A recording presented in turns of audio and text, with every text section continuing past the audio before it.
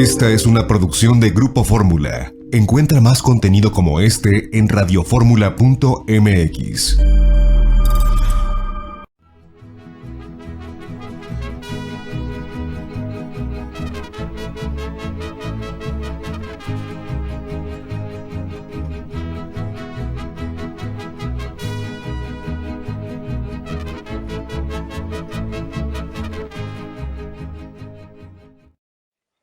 Amigas y amigos, muy buenas tardes tengan todos ustedes. Los saluda con el afecto de siempre José Manuel Villalpando, aquí en una emisión más de su programa, La Historia que Quiero Vivir, que como todos los sábados a las 4 de la tarde, que es la hora de platicar de historia de México, estamos transmitiendo a través de los micrófonos y frecuencias de Radio Fórmula. Ya lo saben, en el 103.3 de FM, en la 970 de AM, ambas emisoras aquí en la capital de la República, pero este es un programa que se transmite a muchísimas, cada vez más ciudades del interior de nuestro país y que también cruza las fronteras y puede escucharse en los Estados Unidos de América, en Puerto Rico, en Canadá también, y por supuesto en todo el territorio nacional y en todo el mundo donde hay internet. También pueden sintonizarnos en la página www.radioformula.com.mx, que es muy fácil de localizar. Gracias por su presencia, gracias por su compañía tan valiosa en este sábado por la tarde, y por supuesto les reitero que están a su disposición las vías electrónicas que permiten comunicarnos y que respondo de inmediato, como ustedes bien lo saben, ya sea en mi correo villalpandohistoriador@gmail.com o en mi página de Facebook Villalpando y la Historia. Bienvenidas, bienvenidos, amigas y amigos. Vamos a comenzar. Y es que nuevamente los sucesos contemporáneos, lo que pasa en la actualidad, nos obliga a hacer referencias históricas para poder entender la problemática actual. Bueno, las noticias actuales, pues problemática el que lo tiene. Nosotros no lo tenemos afortunadamente, porque hoy vamos a hablar del Partido Revolucionario Institucional, que como todos ustedes bien saben, está envuelto en polémicas, primero por las consecutivas derrotas que ha ido sufriendo en los últimos años, segundo por los propios escándalos de sus directivos y que, pues, para muchas personas echan de menos los triunfos, la época aquella gloriosa, y cuando era el partido vencedor único, casi partido de Estado, la dictadura perfecta, como la había denominado Mario Vargas Llosa, durante buena parte del siglo XX. Vamos a hablar de la historia del PRI. Fíjense, déjenme nada más hacer una especie de paralelismo, porque al momento de estar planeando este programa, se me ocurrió pensar que la historia del PRI es como la historia de un ser humano común y corriente en sus diversas etapas de crecimiento. Cuando se es niño, cosa que también le sucedió al PRI cuando nace, allá por el año de 1929, con otro nombre que ahorita platicaremos, pero es cuando nace este concepto del partido de Estado o partido heredero de los ideales de la Revolución Mexicana. Pues es como un niño que está a expensas de lo que su papá, que lo ha creado, lo que su papá le ordene, lo que su papá le diga, lo que su papá le indique, lo que su papá mande, lo que su papá controla, lo que su papá provee.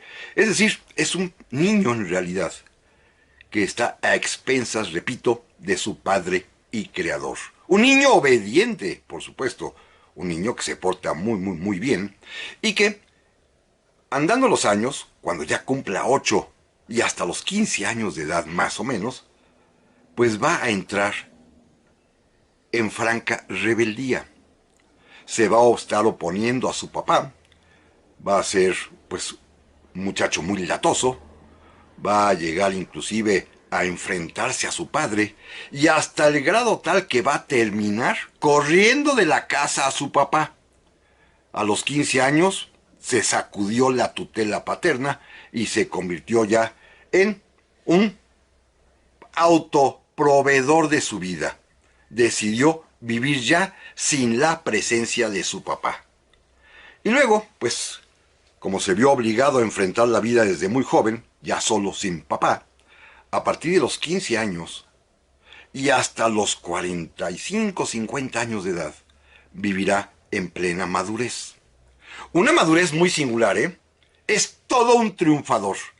Ya se convierte en un joven, en un señor después, que vence, que triunfa, que domina, que controla, que se impone absolutamente en todo, que siempre gana y que cuando pierde, arrebata.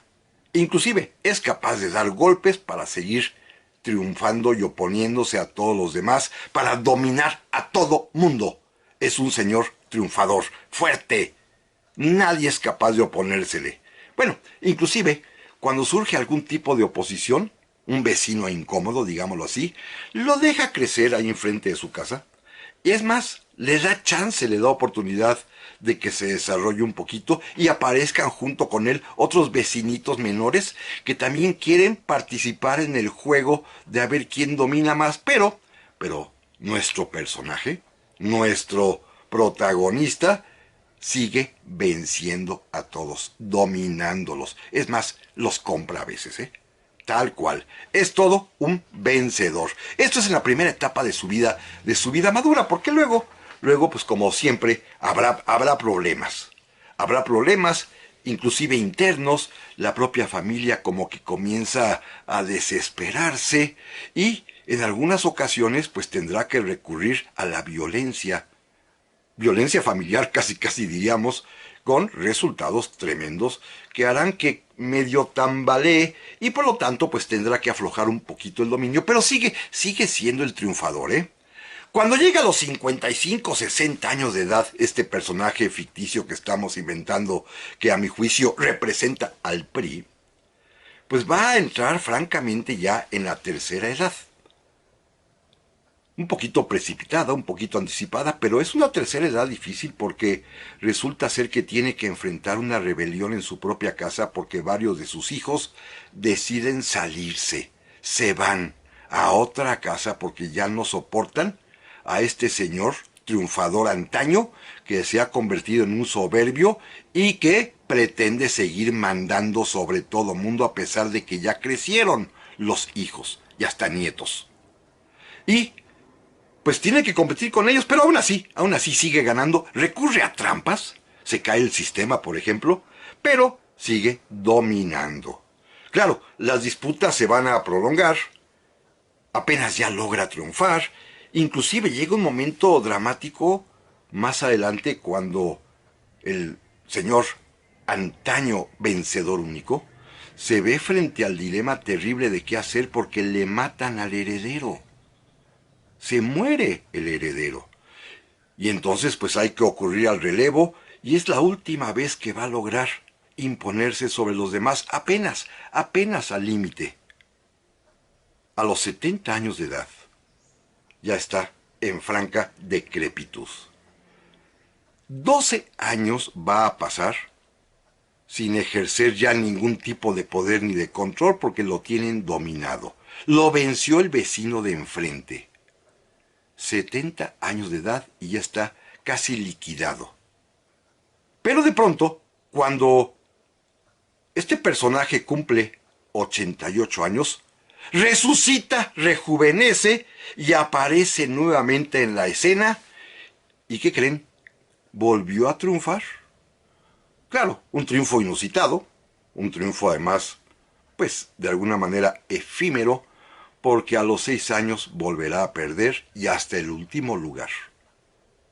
Así va a entrar en la franca senectud, que está caracterizada, como le pasa a muchos seres humanos, en que ya para poder vivir requiere de ayuda. Fíjense, necesita hasta aliarse con el vecino de enfrente que antaño era su enemigo, y hoy lo requiere para que le ayude a caminar. Tiene como muletas a los antiguos vecinos que él vencía y humillaba, y ahora los necesita para poder siquiera dar unos cuantos pasitos. ¿Cuánto va a vivir? ¿Llegará al siglo este partido político? Hay un refrán mexicano que dice que no hay mal que dure 100 años, y claro, ni cuerpo que lo resista, pero a estas alturas de la vida, este personaje imaginario que hemos relatado de manera tan brusca pues ustedes quieren, tan fría, tiene ya 92, 93 años de edad. Y repito, requiere de ayuda para sobrevivir, bueno, para las labores más esenciales. Ya le queda muy poquita de su fuerza y vigor de antaño, casi nada. ¿Podrá llegar al siglo?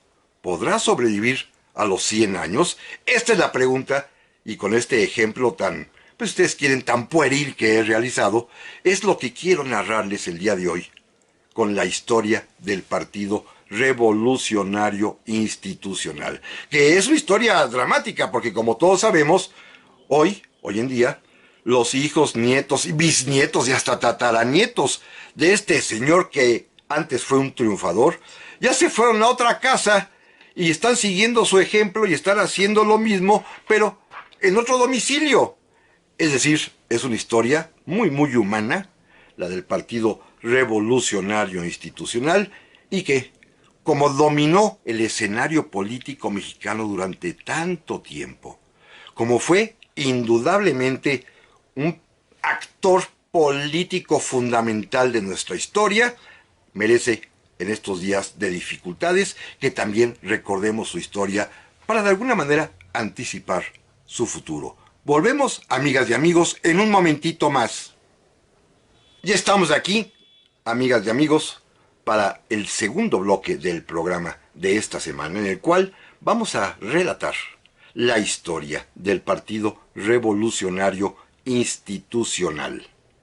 Un partido importante como actor político en nuestro México contemporáneo, en la historia además de nuestra patria desde hace 100 años hasta la fecha, y que ante los problemas que está enfrentando al día de hoy, que todos conocemos, que no voy a repetir porque no soy noticiario político, simplemente vale la pena recordar su pasado, su trayectoria, su historia, para poder de alguna manera estar preparados y saber qué es lo que va a suceder con este órgano político que fue tan importante durante casi un siglo de la historia de México. Miren, vamos desde el principio. Vámonos a la infancia de este partido, como lo platicábamos en el bloque anterior, diciendo que va a nacer con otro nombre, como Partido Nacional Revolucionario, pero eso sí, siempre durante sus distintas etapas, llámese Partido Nacional Revolucionario, o después Partido de la Revolución Mexicana, o más adelante Partido Revolucionario Institucional, fíjense qué curioso, siempre han utilizado como símbolo los colores de la bandera mexicana, los colores nacionales, la tricoloridad verde, blanco y rojo. Se los permitieron porque evidentemente ellos tenían el poder, pero sí es una auténtica falta de respeto, y así lo he dicho siempre, que este partido haya utilizado a nuestra bandera patria como su propio símbolo, con momentos además inclusive francamente pues increíbles, como aquellos que alguna vez hemos comentado, cuando la gente humilde llegaba a votar y preguntaba a los oficiales electorales de las casillas: oiga, ¿y aquí por quién se vota? Y estos, con total desparpajo y cinismo, le decían: ¿cómo por quién, señor, señora? Por la bandera nacional. Y entonces pues la gente votaba por el PRI. A ese grado de cinismo habían llegado. ¿Cómo lo permitieron? Pues porque tenían el poder.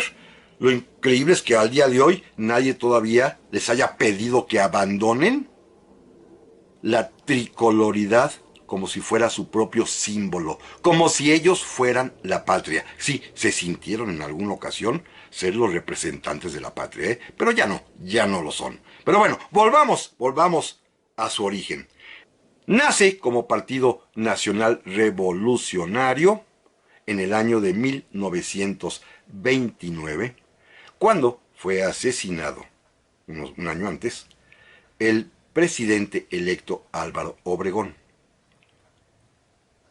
El presidente en funciones, Plutarco Elías Calles, sabedor de que este magnicidio, la muerte de Obregón, iba a ocasionar verdaderos trastornos políticos, porque todos querían disputarse el poder. ¿Todos quién? Pues los generales revolucionarios que en ese momento todavía estaban allí y que ejercían de veras con una clara frialdad y fuerza el poder mucho o poquito que tenían, pues la muerte de Obregón permitía o hubiera permitido que se desataran las pasiones entre ellos, y Plutarco Elías Calles, con una idea, sí, de estadista, pero al mismo tiempo de cinismo dictatorial, decidió fundar un partido político que aglutinara, que reuniera a todas las fuerzas políticas de ese momento. Fuerzas todas ellas revolucionarias, emanadas de la Revolución Triunfante, y que los propios caudillos pues se disputaban quién sería el presidente de la República. Así que a Calles se le ocurrió, y en esto tuvo razón, crear una institución política, un partido, el Partido Nacional Revolucionario. De alguna manera se trataba de pacificar, de hacerlos entender que todos tendrían oportunidad según sus méritos a través de la institucionalidad de un partido de manera pacífica, de ir accediendo a los puestos públicos, y los convenció. Además también se le ocurrió crearlo un poquito a la imagen y semejanza de los modelos que él conocía. Él había visitado ya, en su momento, a la Alemania nazi, había quedado impresionado de la organización del partido nazi alemán, pero también le había impactado mucho lo que había conocido y sabido del Partido Comunista Socialista en la Unión Soviética, el partido de Stalin en ese momento. Inclusive un enviado suyo, Basilio Vadillo, había estudiado cómo se formó allá el partido llamado bolchevique, y sus ideas se conjuntaron aquí en México con las del propio Plutarco Elías Calles, y decidieron fundar este partido que tendría, repito, como finalidad intrínseca, no expresa, no dicha, la de pacificar y controlar a todos los caudillos revolucionarios, pero tendría como finalidad explícita, perfectamente demostrable y clara, ser un partido que agremiara a trabajadores y a campesinos, darle fuerza política a la Revolución Mexicana a través de sus expresiones más puras, como eran la fuerza obrera, la fuerza campesina, quienes habían hecho la Revolución Mexicana. Y lo consiguió. Claro, lo consiguió además con una cosa adicional, un premio adicional, que fue el que el partido se encargaría de postular candidatos a las elecciones, pero siempre bajo las órdenes del jefe máximo de la revolución, en que se convertiría el propio Plutarco Elías Calles. Y sin embargo, tuvo éxito, Enfrentó en la primera elección en la que compitió el Partido Nacional Revolucionario, hoy el PRI, enfrentó a un candidato muy popular, José Vasconcelos. Y el PNR postuló a un desconocido, cuyo único mérito es que había sido revolucionario, de menor nivel, había sido embajador de México en Brasil, había sido secretario de Estado en alguna ocasión, pero era un auténtico desconocido, Pascual Ortiz Rubio, el famoso nopalito, pero un hombre al cual pues lo hicieron crecer con la fuerza del partido nuevo de reciente creación, y por lo visto se convirtió en tan popular que arrasó en las elecciones presidenciales. Fue el primer gran triunfo que tuvo el partido tricolor, como le llamaban, porque Pascual Ortiz Rubio obtuvo 93.6% de la votación contra un 6 y pico por ciento de José Vasconcelos, imagínense nada más. Claro, se ha hablado de que hubo el primer gran fraude electoral en la historia de México, orquestado por el PNR, hoy PRI, y que, pues, esto va a permitir que Vasconcelos quedara aplastado ante la superioridad verdaderamente inmensa de Pascual Ortiz Rubio, pero hoy sabemos en realidad que sí ganaron. Ganaron, no legalmente, ganaron porque la fuerza del partido era en todo el territorio nacional, y Vasconcelos únicamente tenía presencia urbana y en las clases medias y estudiantiles. En todos los demás sectores, las clases populares, las clases obreras, las clases campesinas, evidentemente el voto fue mayoritario para Pascual Ortiz Rubio, gracias también, por supuesto, a la maquinaria del partido. Así que Tuvieron un primer gran triunfo, el jefe máximo estaba muy contento porque logró llevar a la presidencia a Pascual Ortiz Rubio, quien va después a renunciar, no es la historia hoy de la suplencia presidencial, pero tuvo otro éxito también arrollador años más tarde, en 1934, cuando el propio Partido Nacional Revolucionario llevó como candidato a la presidencia al general Lázaro Cárdenas, que arrasó en la elección presidencial.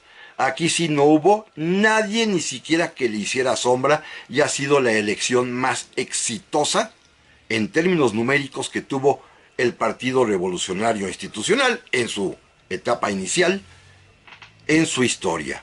Cuando el partido era un niño aún, fíjense, Lázaro Cárdenas arrasó con el 98.1% de la votación. Bueno, fue verdaderamente arrolladora el triunfo de Lázaro Cárdenas y todavía bajo la égida paternal del general Plutarco Elías Calles. Esta es la infancia del PRI, una infancia exitosísima.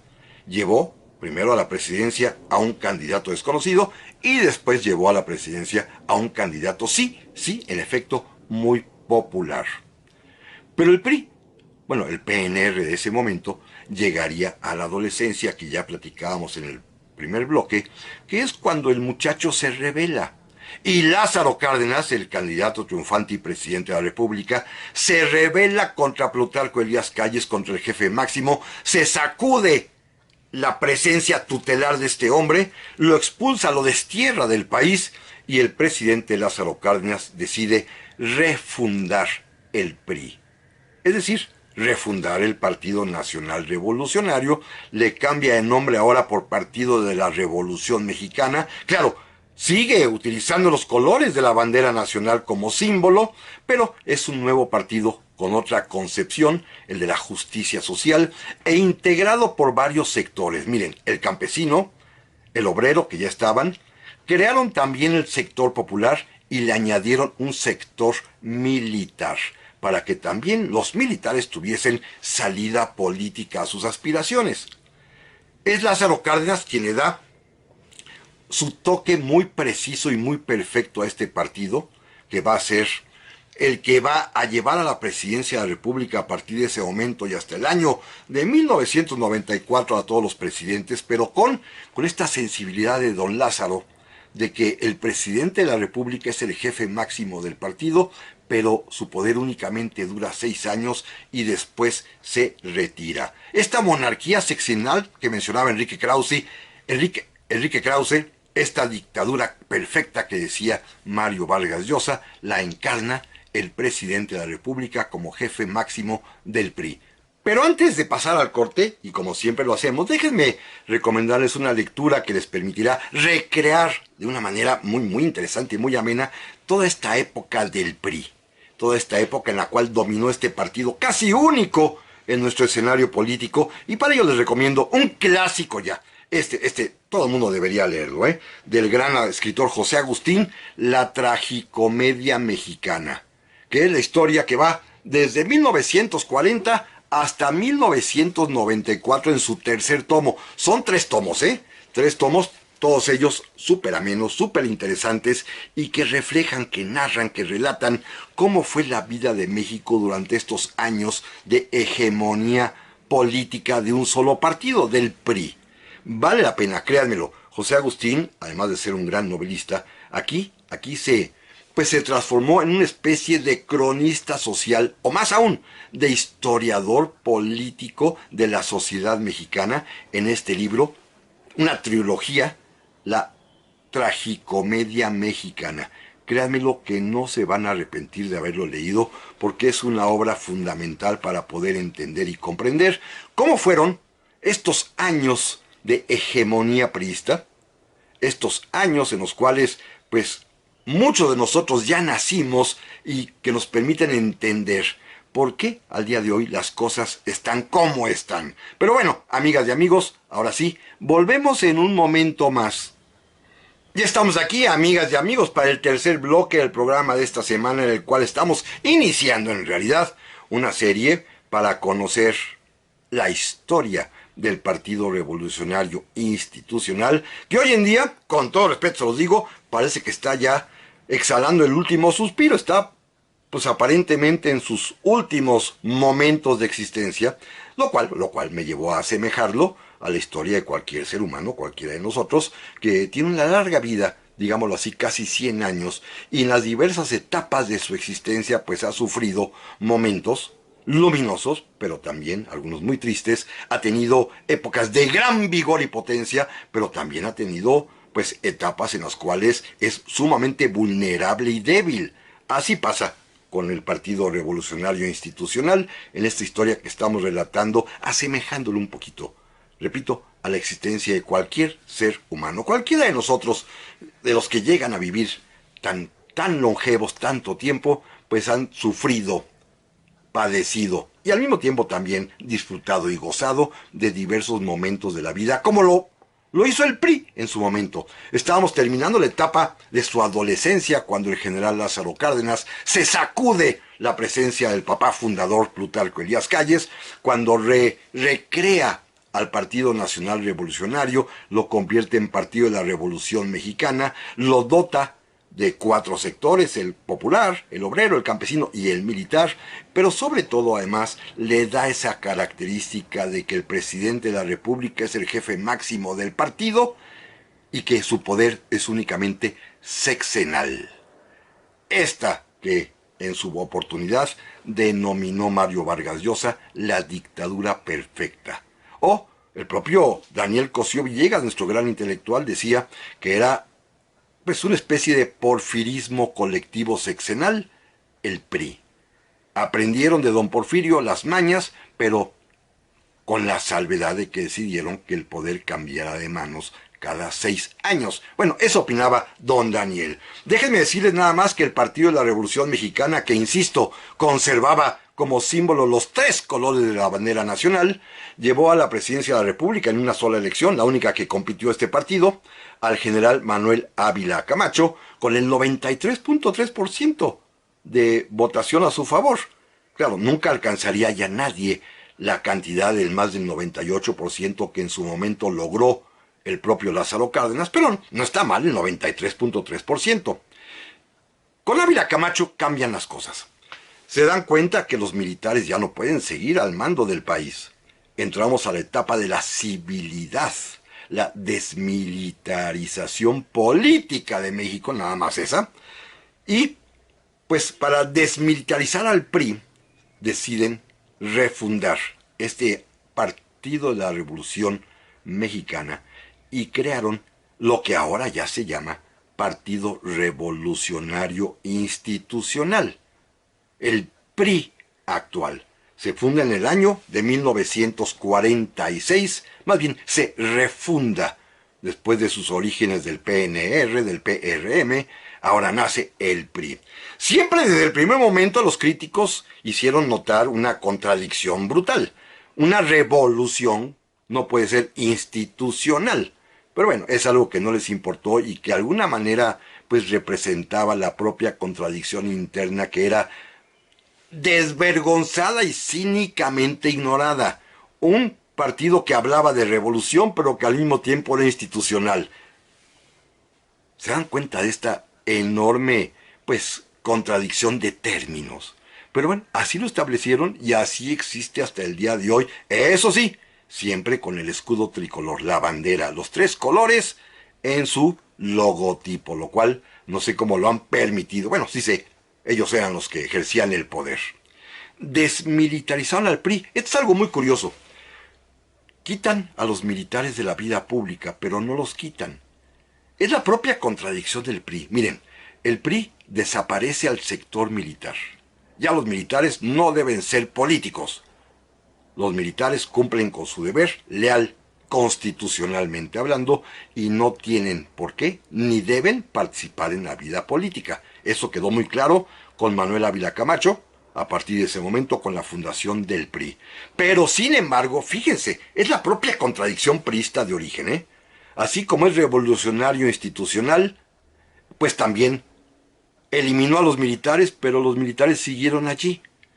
Los primeros 4 directivos, los presidentes del partido en la época ya institucional, son generales.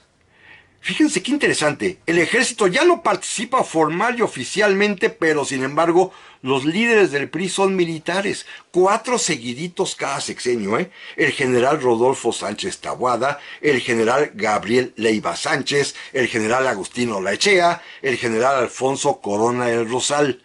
Es decir, es curiosísimo pensarlo, el PRI ya no es de militares, pero los militares siguen siendo del PRI. Es algo muy peculiar en aquel tiempo, ¿eh? Fue exitosísimo este PRI. Es la época de mayor poder y dominio. Nadie se atrevía a disputarle nada. Apareció un partido de oposición en 1939, el Partido Acción Nacional, el PAN. Pero, pues el PRI no le importó. Lo miró inclusive con soberbia, le dio chance a que se fundara y competían y nunca ganaban los panistas. Así estaban muy contentos, lo que ellos llamaban la brega por la eternidad, siempre en contra, siempre perdiendo, y el PRI festejando sus muchos, constantes, cotidianos y absolutos triunfos en todos los órdenes, en las elecciones presidenciales, en las gubernaturas, en las diputaciones, en las senadurías. Es este el tiempo en que tienen 4 candidatos presidenciales consecutivos, todos ellos triunfadores por supuesto. Miguel Alemán, que gana con el 77.9% de la votación. Después, Adolfo Ruiz Cortines, quien a su vez obtiene el triunfo también con el 74.3%. Adolfo López Mateos, que ya sube el porcentaje un poquito y alcanza el 89.1%. Gustavo Díaz Ordaz, que también llega a alcanzar el 87.6% de la votación. Son esos 4 presidentes, con esos 4 presidentes militares del PRI, los que de plano dominan absolutamente todo el escenario, inclusive en la época del presidente Adolfo López Mateos, como una especie casi de obra de caridad, como una especie de, partidos políticos rivales, por favor, participen un poquito para que esto no se vea tan mal, porque el PRI tenía el carro completo, el 100%. El presidente López Mateos decidió crear la figura de diputados de partido para que el PAN pudiera llevar una docena de diputados, para que aparecieran 2 partiditos satélites del PRI, el Partido Popular Socialista, el Partido Auténtico de la Revolución Mexicana, para que también tuvieran 3, 4 candidatos triunfadores y diputados cada uno en el Congreso, pues para que se viera que había un poquito de oposición y que México era una democracia. Es decir, el PRI se dio hasta el lujo de darle limosna a la oposición. Unos cuantos diputados de partido, unas cuantas posiciones nada más. Y esto pues con la idea de que en el escenario internacional al cual México estaba ya emergiendo, pronto vendrían las Olimpiadas, pues apareciera que México era un país democrático en el cual la oposición pues sí alcanzaba, aunque fuera, algunos pequeños porcentajes de representación popular. Sin embargo, en todo lo demás, no se diga en la presidencia de la República, sino sobre todo en las gubernaturas de los estados, el PRI avasallaba, siempre ganaba. Repito, el PRI ya es formalmente un partido institucional civil. Sin embargo, en estos primeros años, digámoslo así, de 1946 hasta 1970, un poquito antes, 1966, durante 20 años, al partido lo dirigen generales militares. Es algo peculiar y contradictorio. Pero son los años de mayor arraigo, de mayor triunfo, de mayor dominio, de mayor poder territorial del PRI. Cuando ya está en el gobierno el presidente Gustavo Díaz Ordaz, hay un pequeño intento de cambio. Por primera vez después de su fundación llega a dirigir el partido un civil. Desaparecen ya los militares. No sabemos la razón por la cual Gustavo Díaz Ordaz decidió separar a los militares del partido. Y aparece un personaje civil bien interesante, Carlos Madrazo. Un hombre de auténtica convicción, al principio de izquierda, después de convicciones sociales muy profundas, y que intenta darle una pequeña vuelta de tuerca al PRI, convertirlo en un partido más de ideas que de masas, convertirlo en un partido donde hubiera posibilidad de acceso de más personas y de crecimiento, Pero esto como que no gustó a la propia estructura partidista. Fue despedido y cuando se dijo que Carlos Madrazo podría ser inclusive candidato presidencial de la oposición, ustedes seguramente lo recuerdan, falleció en un terrible accidente aéreo. Nada más es accidente, no sabemos más, ni podemos argumentar ni proponer ninguna hipótesis. Pero Carlos Madrazo murió y fracasó con esto el primer intento, llamémoslo así, democratizador interno del PRI, que después el propio gobierno mexicano del presidente Díaz Ordaz, el propio PRI, va a enfrentar una situación terrible que va a resolver con represión, a golpes y con muertos en el año de 1968. Esto va a producir que el siguiente presidente, que también llega con una amplísima mayoría, el presidente Luis Echeverría del PRI, por supuesto, quien llega a la presidencia con el 84.7% de los votos, crea que es necesario empezar a reformar las estructuras internas del partido. Pero esto, amigas y amigos, lo vamos a platicar en un momento más. Ya estamos aquí, amigas y amigos, para el cuarto y último bloque del programa de esta semana, en el que estamos iniciando la serie, que culminaremos, si Dios lo permite así, la próxima semana, en la que hablamos de la historia del Partido Revolucionario Institucional. Simplemente reitero y resumo en un minuto. Es importante la historia de este partido porque fue el actor político predominante de México durante muchísimos decenios. Desde su fundación allá en el año de 1929, dominó el escenario nacional, como todos sabemos, hasta el año 2000. Luego tendrá una época de caída, luego revivirá sorprendentemente, pero volverá a caer y a tropezar, y hoy está en una situación, digámoslo así, de senectud. Sí, aceptamos la propuesta que hice en el primer bloque de que la historia del PRI es como la historia de cualquier ser humano longevo, en el que hoy en día ya, a los 92, 93 años de existencia, requiere de muletas para caminar, y las muletas son los antiguos partidos que antes eran sus enemigos. Esto es increíble, ¿eh?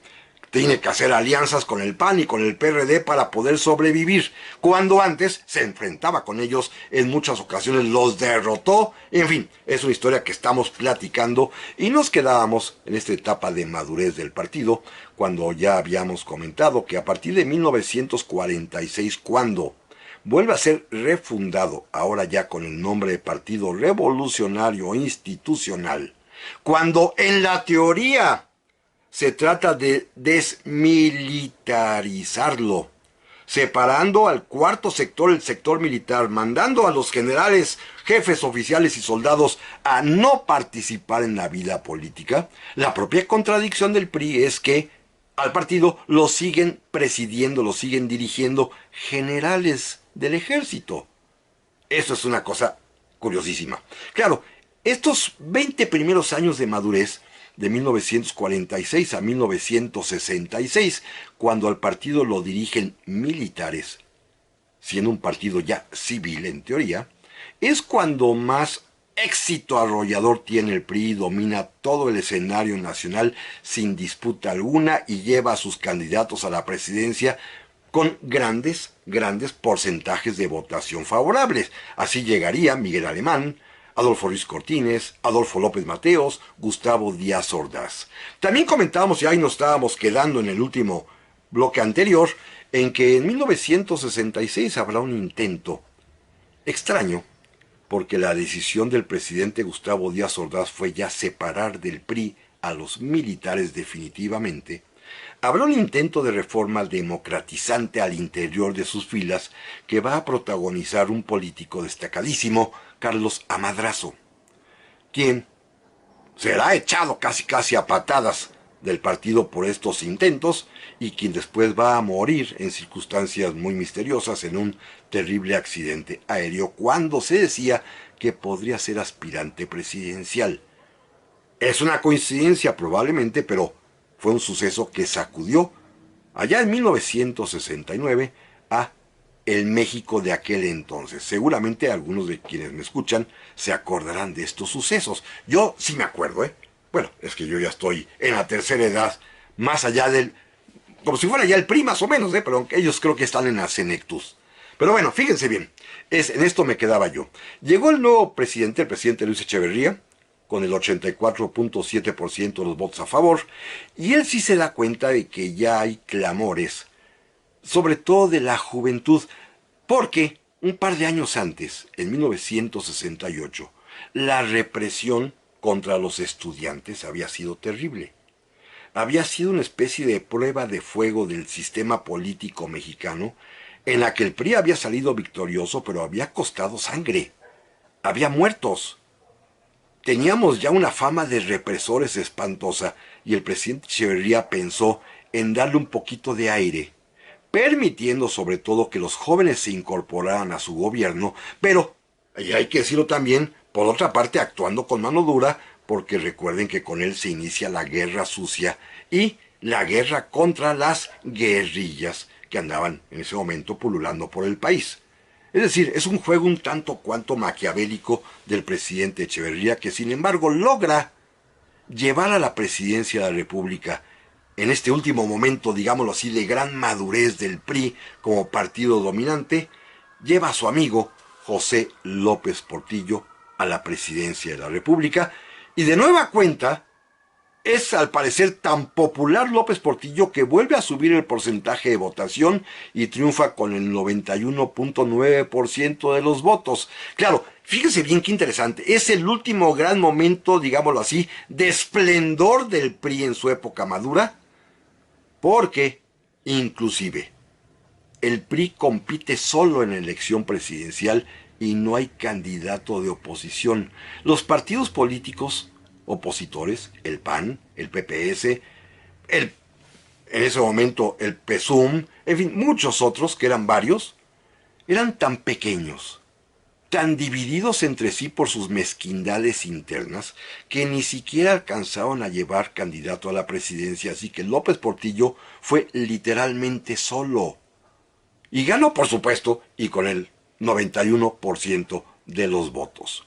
Pero López Portillo, que era un hombre inteligente, independientemente de sus otros muchos defectos que también hemos platicado en su momento, era un hombre inteligente y sensible en materia política, y tenía como secretario de Gobernación también a otro hombre de una gran perspicacia y de una gran autoridad moral e intelectual como secretario de Gobernación. Me refiero a don Jesús Reyes Heroles.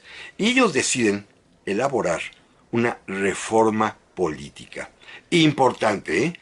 Porque, pues, la única vez que se le había dado oportunidad de participar a los otros partidos, ya lo platicábamos en el bloque anterior, en la época de López Mateos, era para que llevaran unos cuantos representantes como diputados de partidos al Congreso, y de plano, pues López Portillo y Reyes Heroles se dan cuenta que se requiere abrir el espacio para que, como si fuera un olla express, pudiera salir el vapor concentrado ya de tantos años de dictadura perfecta, como lo decía Mario Vargas Llosa.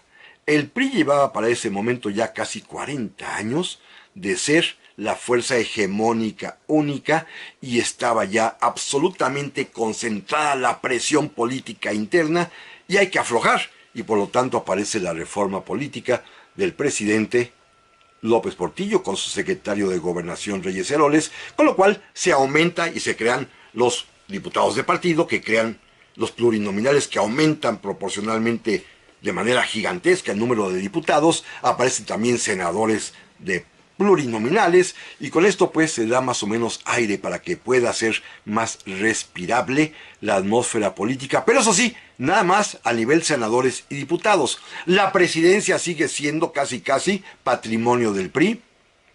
Las gubernaturas de los estados también son propiedad del PRI. Ahí nadie se le ocurre mover ni aflojar ni un ápice. Esa es la etapa, digamos, de la madurez del partido. Pero llega la última elección presidencial con esta fuerza. La última es la de Miguel de la Madrid. López Portillo logra imponer a su candidato, que triunfa ya con un porcentaje mucho menor, con el 79.9% de los votos, pero es, digámoslo así, la última elección en la cual el partido mostró todo su poder. Aquí se acabó, fue el momento último de triunfo absoluto del PRI de aquel tiempo.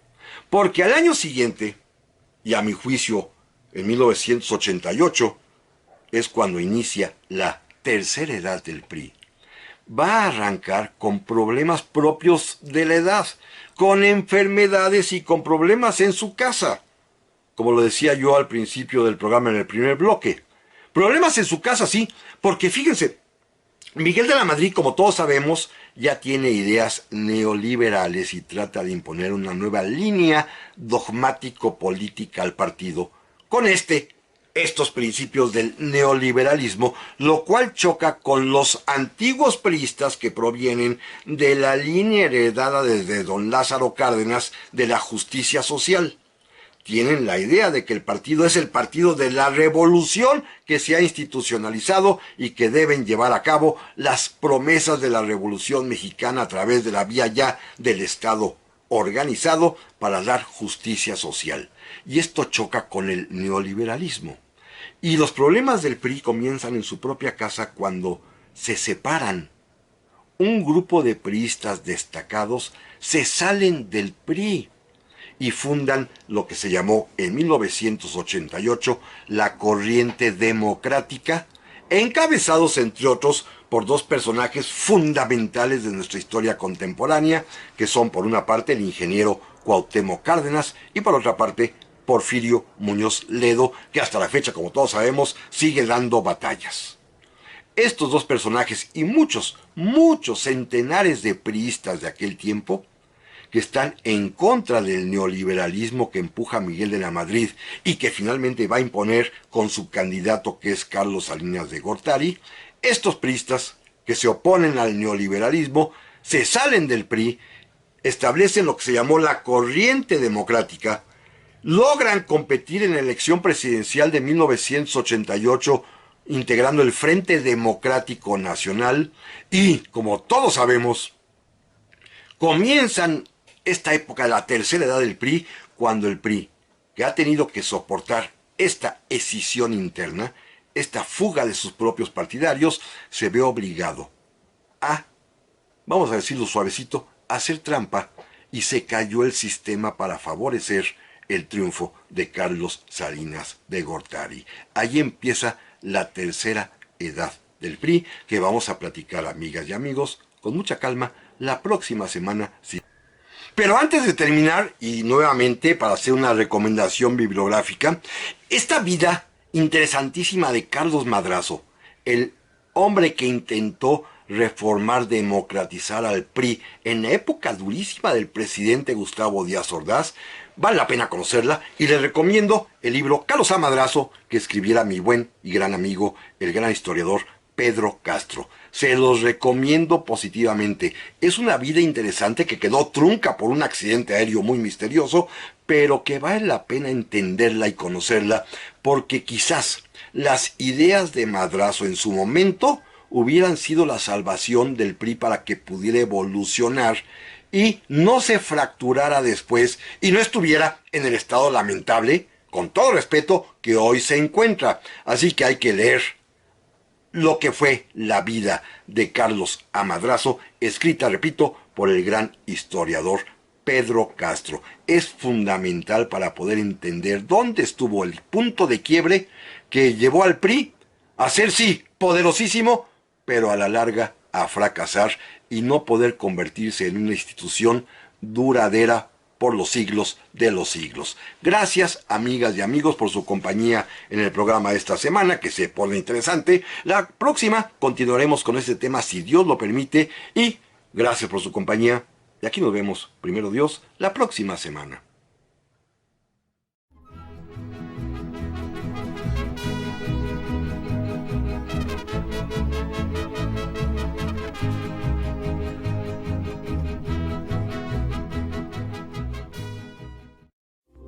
Esta fue una producción de Grupo Fórmula. Encuentra más contenido como este en radioformula.mx.